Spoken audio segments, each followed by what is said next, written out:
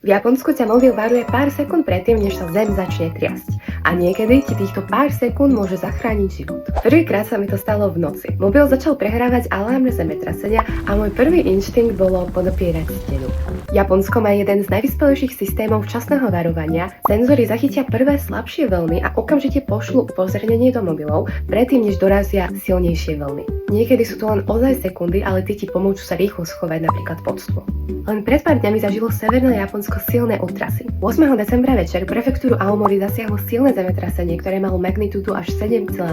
Po ňom nasledovalo menšie tsunami, desiatky ľudí bolo zranených a tisícky bolo preventívne evakuovaných. Japonci reagovali neuveriteľne rýchlo, a to vďaka tomu, že boli pripravení. Totižto o Japonsku ste už určite počuli, že sa tam každý deň trasie zem. No raz za 80 až 120 rokov sa v Japonsku udeje obrovské zemetrasenie.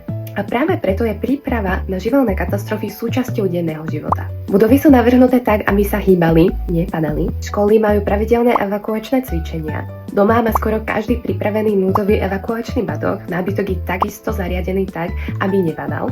Deti vedia okamžite, kde sa majú schovať.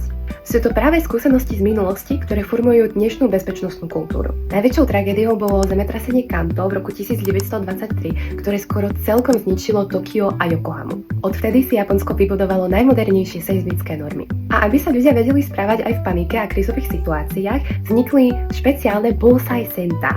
Sú to špeciálne tréningové centrá pre civilnú ochranu.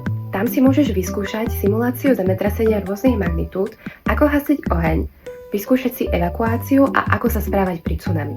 Po absolvovaní tohto školenia som pri zažití ďalšieho zemetrasenia už nebola v strese ani v šoku, ale presne som vedela, čo mám robiť a kam ísť. Teda ak budete v Japonsku, v Tokiu či v Yokohame vo väčších mestách, určite vám odporúčam navštíviť tieto Bullseye Center. Japonci vedia, že s prírodou nevedia bojovať. Silné zemetrasenia síce nezastavia, ale môžu ich prekonať.